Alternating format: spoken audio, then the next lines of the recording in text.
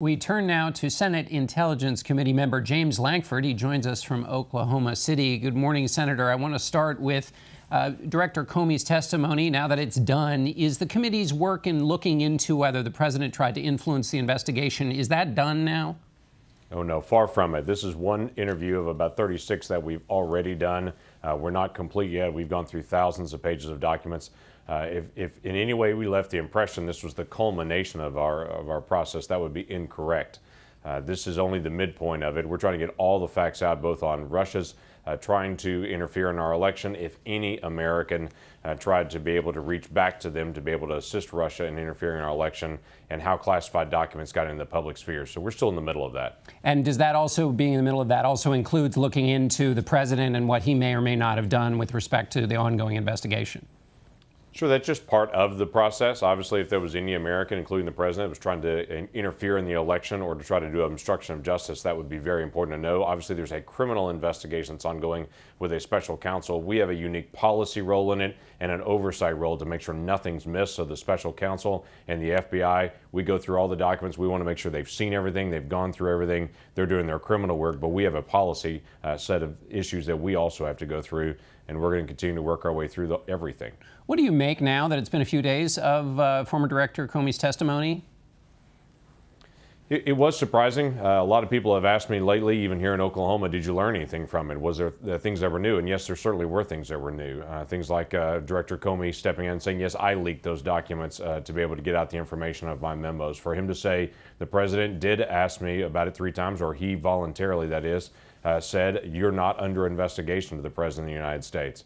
Comey also made it very clear during his testimony multiple times that the president never asked him to stop the Russia investigation, that the comments about I wish you'd let this go related to Michael Flynn, but never came up again, and no one from the White House ever brought it up to again after that initial conversation February the 14th.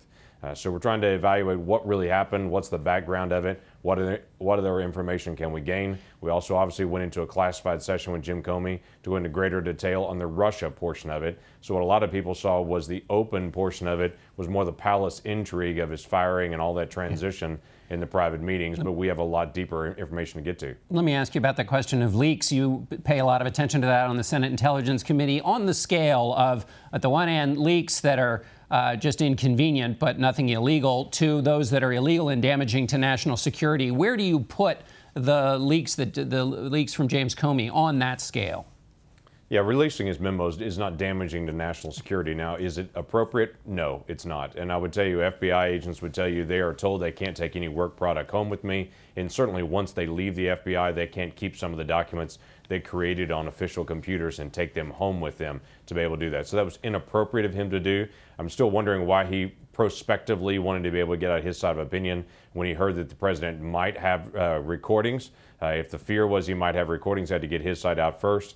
My issue on that initially was, well, if there are recordings, then both sides are getting out in a recording. We still don't know if there's actually a recording. The president obviously made that tweet, and I would assume the same as Jim Comey does, that I hope there are recordings for Jim Comey's sake if that's out there, but I doubt that they're really there. We've obviously pressed the White House to try to get a firm answer from them on that. The president said he'd be willing to testify under oath. Would you like to question the president, and what would you ask him?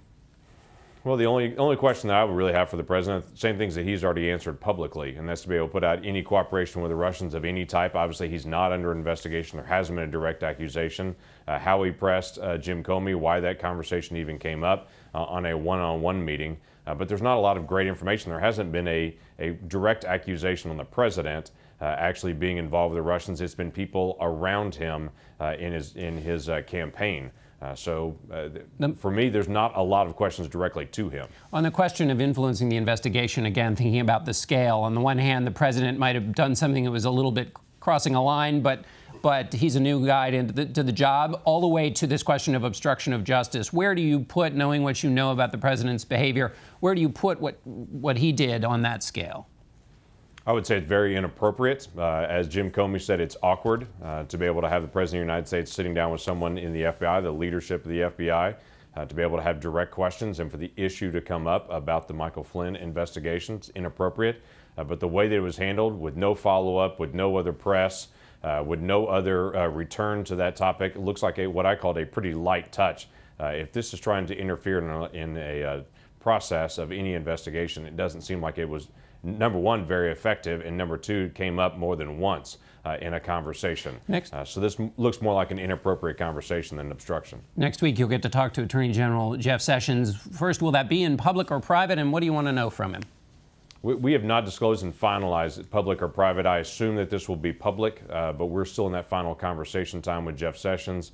The key things we've got to get, obviously, his side of the story related to Jim Comey, some of the conversations that Jim Comey had with the president, where Jeff Sessions was a participant there, or at least was around to be able to get the rest of the story. Comey's statement to him of, hey, I don't want to get time alone with the president again, and that interaction, as well as these accusations that are flying out there about conversations that he might or might not have had with Russians prior to the election. So we want to be able to get his side of it, get all the facts out there. We've had a lot of unnamed sources in the media come out and make statements about Jeff Sessions. It'd be very good to get it directly from him. All right, Senator Lankford, thanks so much for being with us this morning. Thank you.